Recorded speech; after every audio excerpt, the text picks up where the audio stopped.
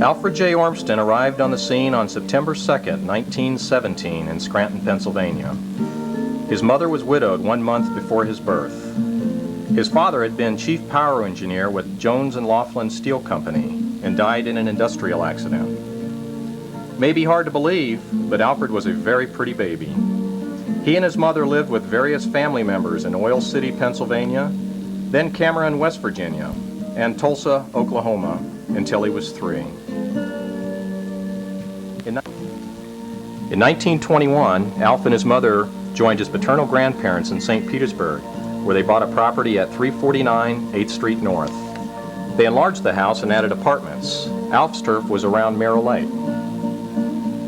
He started kindergarten in a wooden building behind Central Primary Grammar School, then to Central Primary, housed in a large column building on the southwest corner of 5th Street and 2nd Avenue North, then to Boys Junior High at Tomlinson Tech. Then Alf moved on to St. Pete High School, the new $1 million school at 25th Street and 5th Avenue, and graduated in 1934. He attended St. Petersburg Junior College, from which he graduated in 1936. Early in life, Alf fell in love with the nearby St. Petersburg waterfront and with boating. He built several boats, primarily moth-class sailboats. One day in August, when Alf was 16, he and 2 friends decided they would sail across the bay in separate boats, 2 of which Alf made. A sudden squall capsized the 2 friends' boats. Alf modestly attributes his boating skills as a reason he did not capsize. A nearby cruiser sent a rescue boat and eventually took the 3 boys and their boats to shore. Alf promised his mother he would never do that again. As a young man, Alf had other hobbies. He especially enjoyed building model airplanes, such as the one he is shown holding. After junior college, he attended the University of Florida, graduating in 1939 with a degree in mechanical engineering. After graduation, Florida Power Corporation expressed an interest in him. While awaiting final word from the power company, he and a fellow Gator engineer, Robert Goheen, formed a company that produced and installed attic fans. They adopted the name Foof Fan Company. Their motto was, "Foof fans blow a lot of air." They had 4 customers, 2 of which were satisfied. After 4 months, Florida Power hired Alf. He was soon sent to the Inglis plant, where he boarded at the Isaac Walton Lodge in Yankeetown. At Inglis, he fell in love with the Withlacoochee River. At this time, he acquired his first automobile, a convertible, which enhanced his social life in Inglis. After a year and a half, he joined the Naval Reserve V-7 program and was sent to Key West. After officer training at Northwestern University, he was sent to Solomon, Maryland for amphibious force training. He was soon made commanding officer of an LCI, a ship that transports 200 soldiers to beachhead invasions. He took a ship through the Panama Canal, by Samoa, to Guadalcanal, and to Liji in mid-1942. He participated in all Solomon Island amphibious landings. Flag raising ceremonies were held as islands were captured, and Alf conducted some of these ceremonies. At the end of 1942, he was spot promoted to lieutenant commander and assumed command of a group of 12 LCIs. The group then sailed to the Marianas, Saipan, and Guam. On Ascension Island, he soon became active in the social life of the island beauties. In 1945, he returned to the U.S. on the aircraft carrier Yorktown, leading lady of Midway fame. He then rejoined Florida Power and soon was reassigned to Inglis. Shortly, he was transferred to the Turner plant at Sanford, but spent most of his weekends in St. Pete, mainly at the Yacht Club bar. Then came an occasion that changed his life. I used to come home weekends, and one weekend I was down tooling around the St. Pete Yacht Club, acting kind of cool, smoking cigarettes in both hands at the bar of the Yacht Club. And Hugh Murphy came up to me and he said, "Say, I'd like you to meet my little baby sister sometime." I said, "Sure, man." So Hugh said, "Well, we'll be down here next week. If you're in town, why, let's see if we can arrange it." And sure enough, I was there. And he came in with his sister and another cousin of his. And their party was over at one table. And sure enough, there I was at the bar. and we got together and got invited. I got invited over, and I got acquainted with this good-looking young lady whose name was Mary Murphy, and so we started dating from that time forward. I went back to the Turner plant, was only home on weekends, and I'd get back and we would go to different dances and exotic places, and I'd send her elaborate gifts and all kinds of perfumes and flowers, candies, bouquets, and why are you making that face, Mary? And at any rate, our romance continued. We became engaged, and our marriage was June 26, 1948, at St. Paul's Catholic Church. His work took him and his new bride to Apalachicola for 6 weeks, and then to Waycross, Georgia for 6 months. In 1950, they built their home of 1056 43rd Avenue North, St. Petersburg. About this same time, Alf proceeded to build a house for his river property at Inglis. His construction team of Art McQuillan, Barney Masterson, and Mac Curry prefabricated the structure and hauled sections to assemble at the river. Alf wanted to satisfy Mary's desire for a dream house on the river. The house they constructed was on the water, but sometimes in the water. This new camp became the base for many, many boating and fishing outings on the river.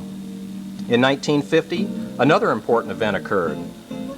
Through close friends, they acquired a 4-legged addition to their family, a genuine, well-bred North American squirrel hound. After Mary, Tasty was indeed that man's best friend. 2 blessings were soon to follow. Mary Lynn was born November 18, 1952, and Jean, April 12, 1954. Needing more room, the growing family built and moved into a new home at 1221 43rd Avenue North in 1956. Alf's continued love of boating resulted in repeated fiascos. Here we see the first and fifth of his many fiascos. These boats provided him with many happy times on the water. His stories of his fishing successes were mostly true. These pictures support many of his claims.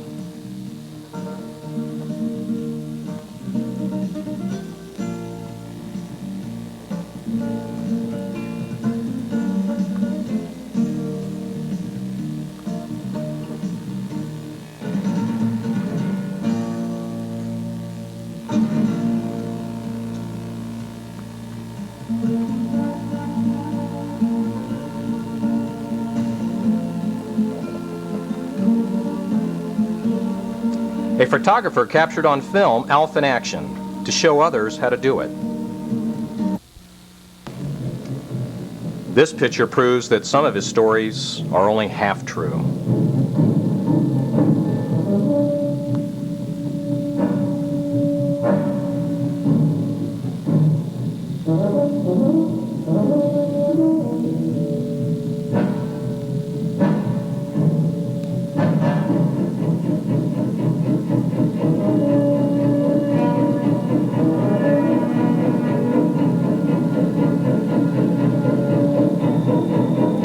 As an outdoorsman, he is also a skilled hunter. Mary and Alf have enjoyed many travels. In 1973 in Rome, he called the Vatican and arranged a private audience with the Pope. Our photographer recorded this private visit with His Holiness. Alf quickly learned local customs. In this instance, he is shown exercising patience and control while waiting to use the unisex cabinetto. This one had the usual self-drying towel arrangement. His 2 little girls soon grew up and wedding bells rang. For Mary Lynn and Steve Coppins on June 20th, 1975, and Jean and Steve Messick on January 18th, 1988. In the meantime, Mary and Alf enjoyed many birthday celebrations, such as this one when Alf reached the big 6-0. Many of his warmest friends joined in the celebrations.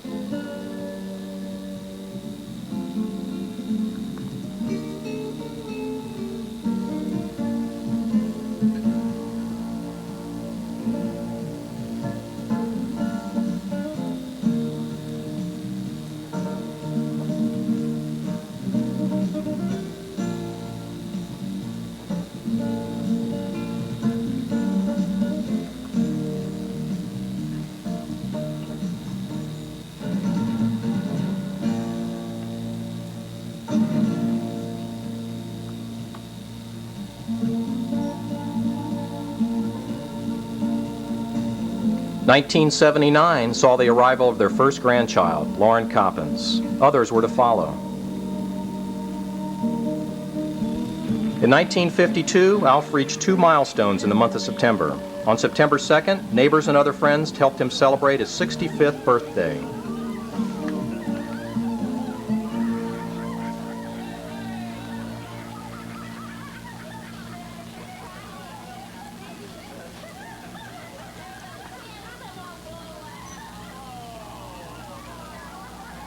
Later that month, Florida Power honored him at a company retirement banquet and recognized his 43 years of outstanding service. As Vice President of Engineering, he supervised the design, construction, and operation of power plants. Then he became Chief Executive Officer of a subsidiary division called Electric Fuels, with the task of providing Florida Power with substantial coal supply. He also coordinated with Pinellas County officials in sponsoring cooperatively the county's waste energy plant.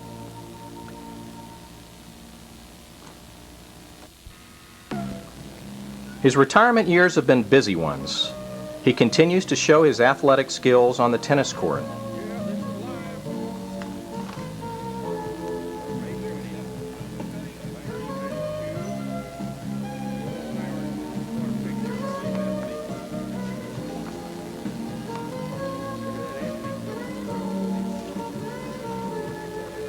His river house enables him to enjoy more and more fishing.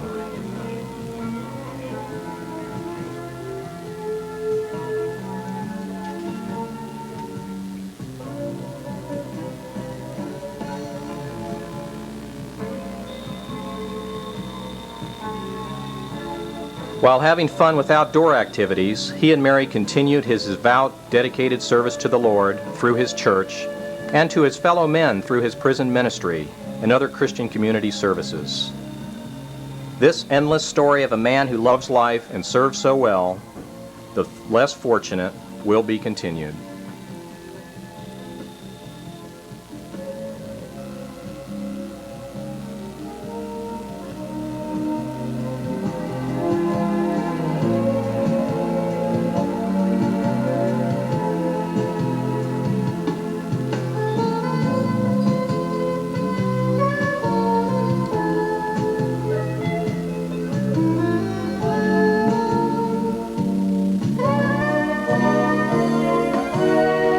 To us, Lynn. Isn't that a gorgeous cake? You just think pretty soon that we're all going to dive into it, aren't we? Happy birthday, 75 bid I. That's right. That's what it says. 92. We're here at Al Ormston's house for a big celebration, celebrating 3/4 of a century on this earth. And there he is. I don't know. Will you be able to get out of the chair, or will you have to have help getting out of the chair? Oh, okay.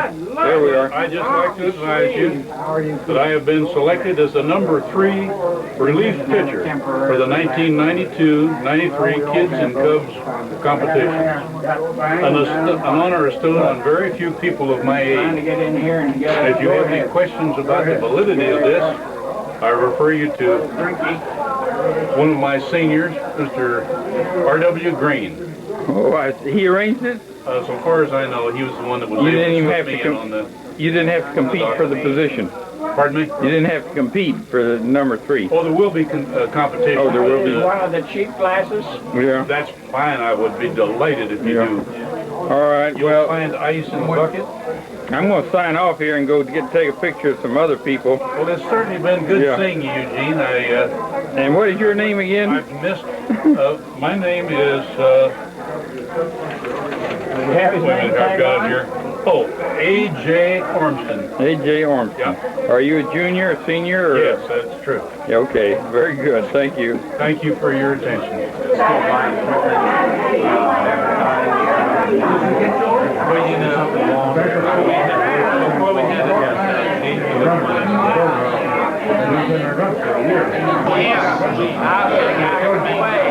You're on candid camera. Immortalized in film. Yeah.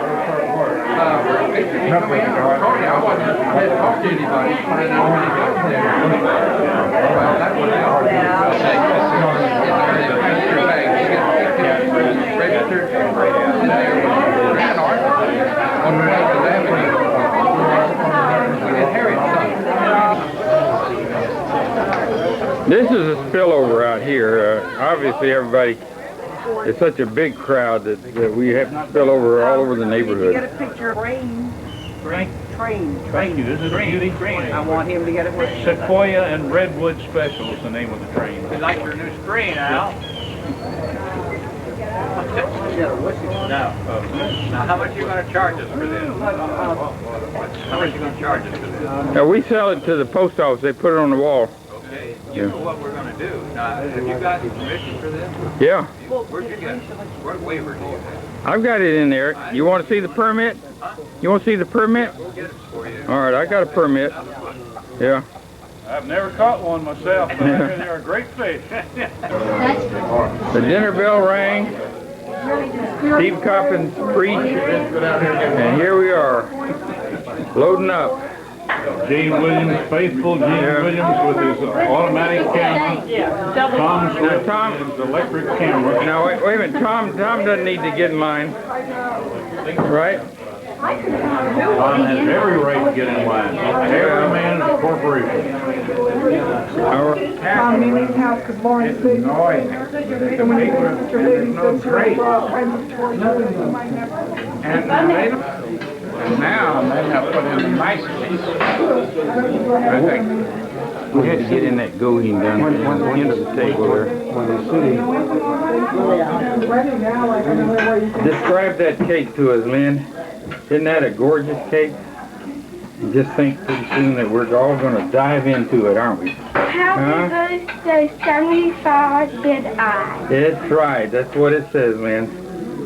Okay. How about, that's fine, Wayne, that's fine. One there, and one more. Good job, Liv. That's fine. Look at the camera. Say, is that okay, Mr. Williams? Is that okay? Is that okay? And there's the kitchen crew. But it looks like most of them are just standing around, not doing anything.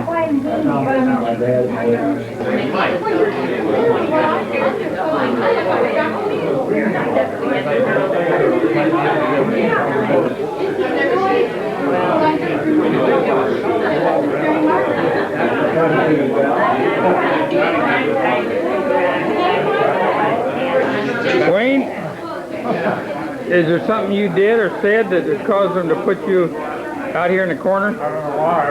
Yeah. Sorry, right. Did you take a bath after we played this much today? Got to do that. Okay, I know, I understand now. Completely understandable.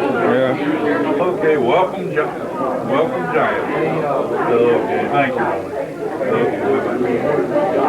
Giants are coming? That was old R.W. Green. Or was it, Raleigh? Yeah, called to wish me well on my birthday. Just close the deal. Good. He closed the deal. The Giants are coming. Raleigh's got the Giants coming. That'd be nice of you.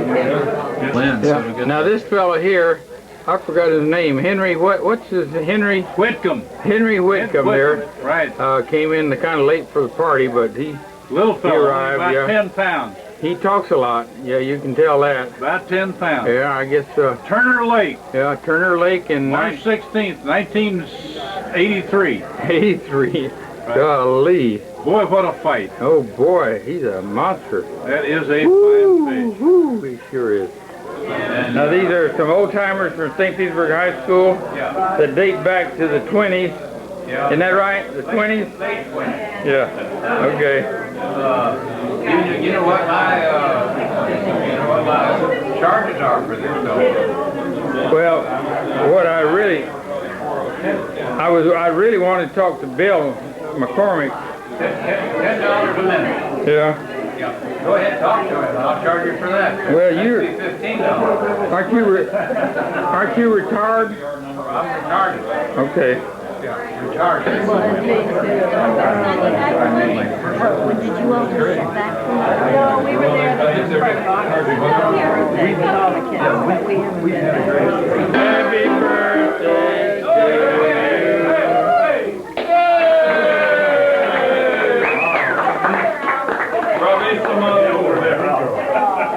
Don't pass out. Watch out now. We'll have the first blue car. Are you ready? Oh, Oh, you want to blow it out? Ein, zwei, drei, vier, sechs, sieben,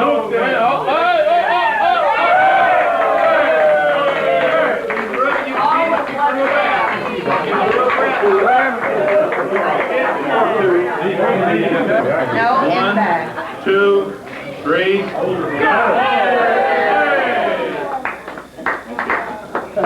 four, five, six, cut it off. You're on the attainment of the objectives for which you have worked so hard. The disturbing feature of all this is, despite the bitter lessons, we know better.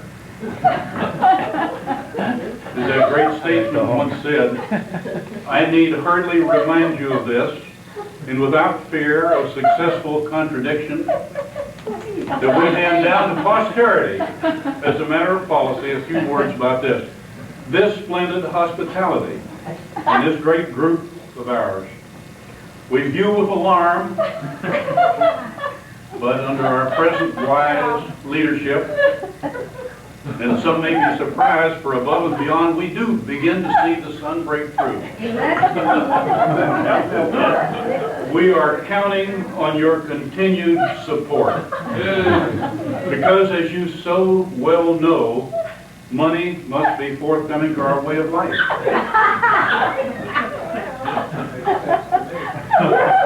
As we travel down the long road ahead to the grassroots of America, there are those extremists whose voices cry out in the middle of the night.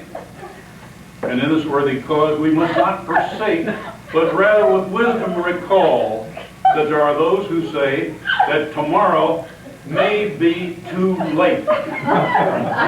Make no mistake, in our overall appraisal, no one will dispute this fact, and it is a sobering thought.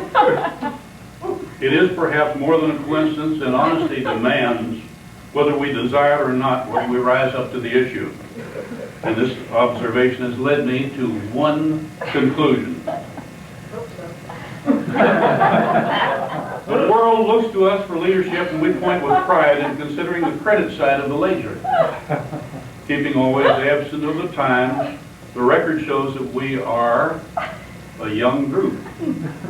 It is gratifying to hear, like all good Americans, and these are simple, hard facts. We have no illusions. This is not a dream, but a challenge. History teaches us that the greatest period of crisis lies before us. And especially disillusioning has been our experience in this worthy cause. We must not falter. Where then shall we turn? In our judgment, we do not wish to confuse the issue. The primary aim has always been to understand the problem better. And at this point, I will leave my prepared notes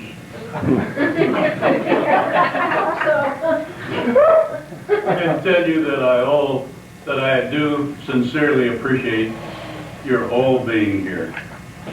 I really mean that from my heart for these festivities. Some came from quite distant places and some at considerable expense. And I know that you all have busy schedules, and I appreciate it. Mary told me, don't talk a long time tonight. And of course what I said to her is, hell, it's my birthday. I'll talk as long as I want.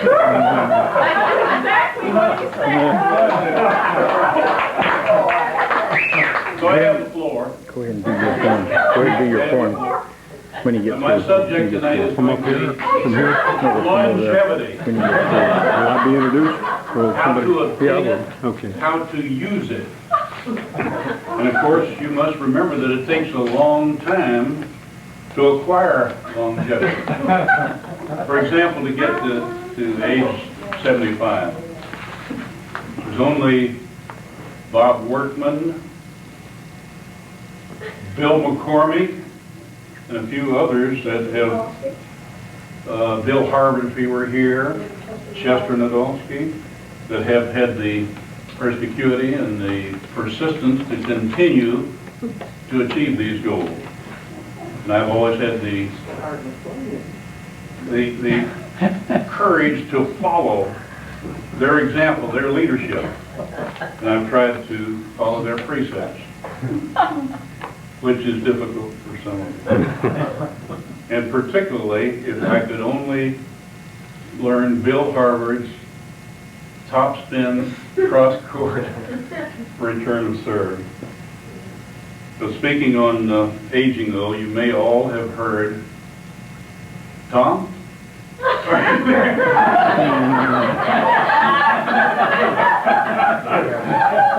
A story about 2 years ago that was in the Tampa Tribune, and it was a fellow down in Wyoming named Wendell K. Grinder, who was 97 years old. He'd been particularly alert and alive for many years and was kind of well known in that area as a lightning rod salesman. And the Tribune sent a young reporter down to interview him, and he asked a few questions of Wendell, and Wendell gave him the answers, and then he gave him the big one, He says, "What is it that made you so active and gave you such a long life?"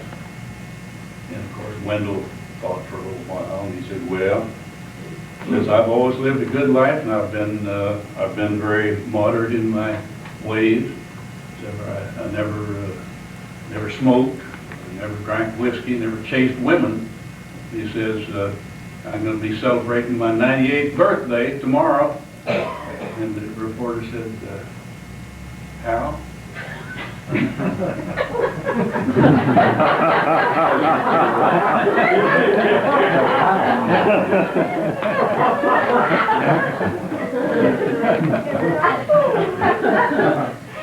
So my time is almost up.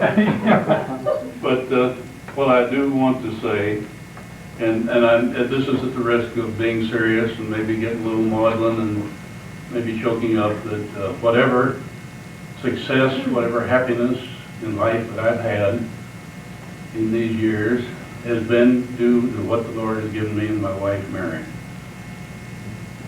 Oh, how sweet.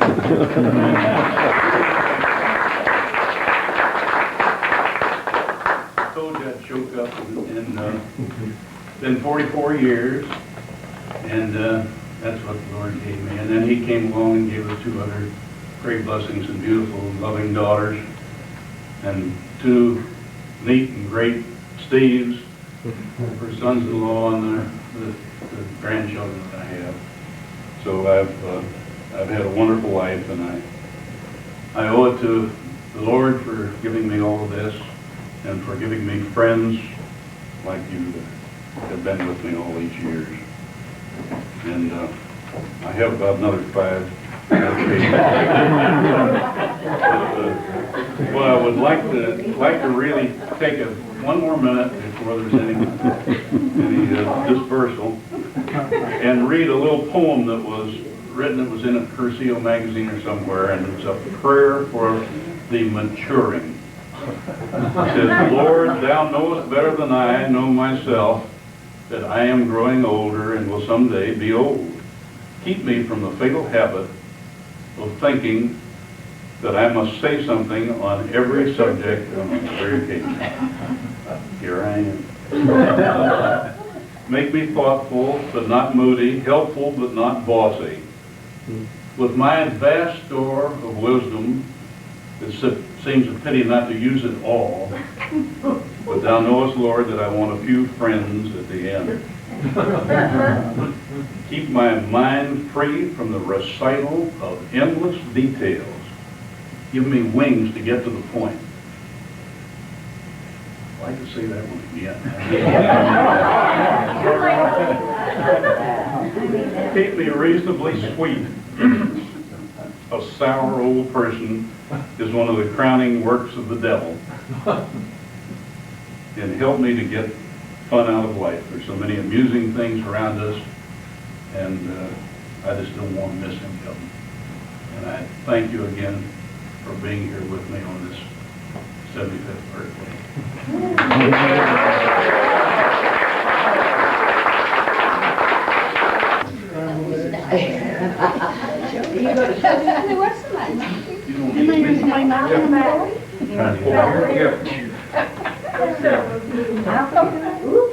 were a couple other people that wanted to say something. I wanted to present you with another prayer. You just read a beautiful prayer, and this is called a fisherman's prayer, and it would apply to several of us skilled fishermen in this room. A fisherman's prayer. God grant that I may live to fish until my dying day, and when it comes to my last cast, I then most humbly pray, when in the Lord's safe landing net I'm peacefully asleep, that in His mercy I may be judged as good enough to keep.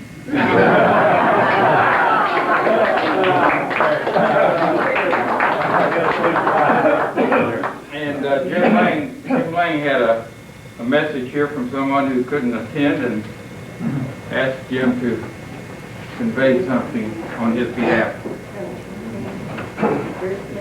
This is from the Honorable Paul H. Rooney, Senior Judge, United States Court of Appeals, the 11th Circuit. All right. They're sorry they couldn't be here. And so here's what they would say if they were here. You know Paul's poems.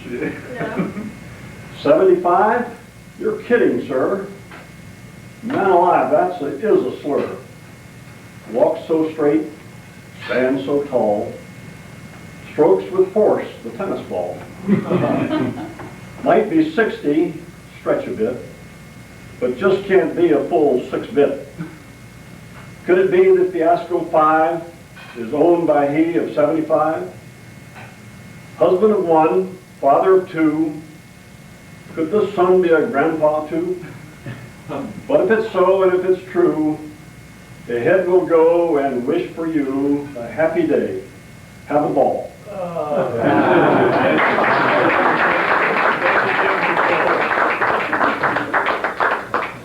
Presented tonight is all homemade. There wasn't a penny spent on it, and you'll be able to tell that when you open the book. There were 3 little things that were very nominal, and you can open them if you like, or open them later.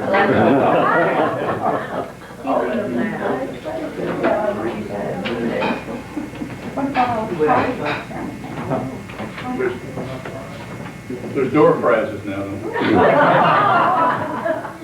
This is a birthday wish from both of us.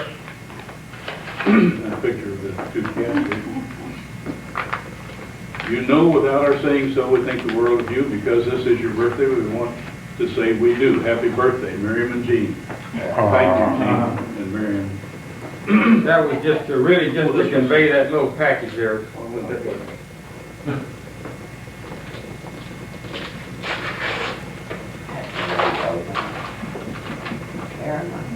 Williams Ormston Home Movies. What that is extracted from 30 years of home movies, every scene that involved the Ormstons. Oh, nice of you. Thank you. Thank you. And there were a lot of them. We'll try to catch up and get them on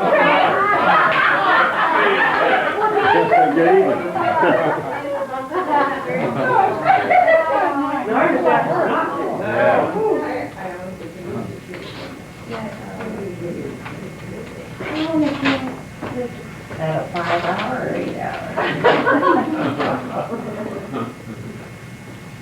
Elk jelly, spider and ant jam, opossum marmalade, rattlesnake jelly, natural wildlife preserves.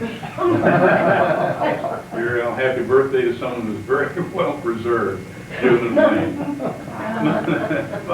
Thank you, June and Wayne. And in here is some non-aspirin. Oh,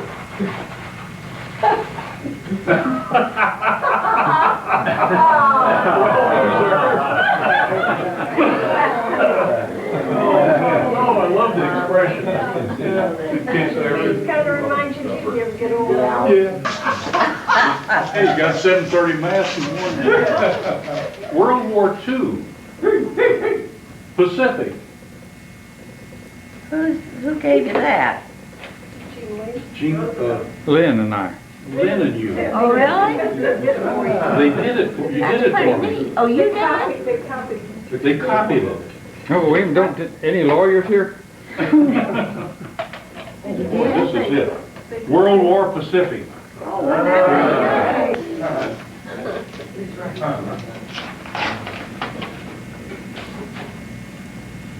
That's life. Grow bigger and better, wiser and bolder, brighter and richer, and damn it all, older. Happy birthday.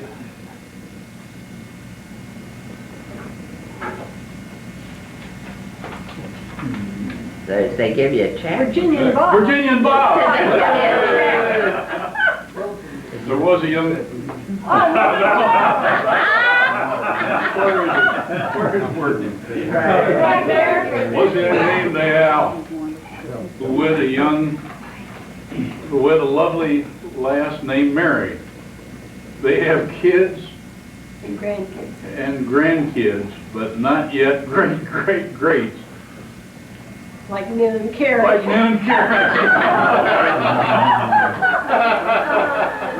Writ by hand.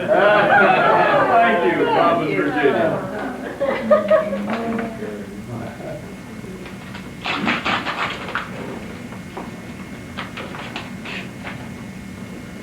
And here's the Cheshire cat. The tree with the Cheshire cat. Happy birthday from all of us cats. Bill and Sally, I like that. You know my proclivity for cats. God bless them. Did she get you too? You got already phone. If I had but one wish for your birthday, it would be this. I wish I'd won the lottery. The general and his wife. And here's one with the kids taking a bath. And you see kids taking a bath. Check in here, fella. Birthdays are a lot like baths. Everybody's got to have one now and then. Congratulations on your biggie, Mary Margaret. Thank you, Mary Margaret. The check is. You're almost there. Almost out, Art. Here, these are, here's the whole group looking, you can see them there looking. I think they finally figured out how to get all those candles on your cake. Ellie and Bill. You're one of the exceptions, you know. You're ahead of me.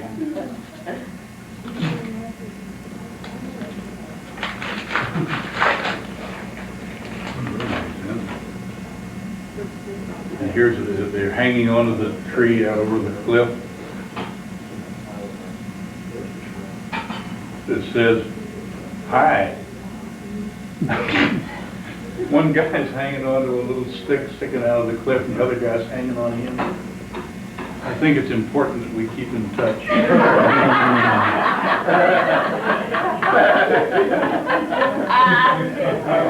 This is, guess who? Room 317. 317. Oh, the girl down in What me? all right, back to Africa. Oh, on the envelope? A check? They're working. No. There's a random one. So maybe some trace of it. Okay, here's the old rocking chair, a set of dentures in the glass, glasses over here and till. It's like my bedroom. It's nice to see you doing so well at your age. You know, breathing and everything. Jeannie? Jeannie and Bill.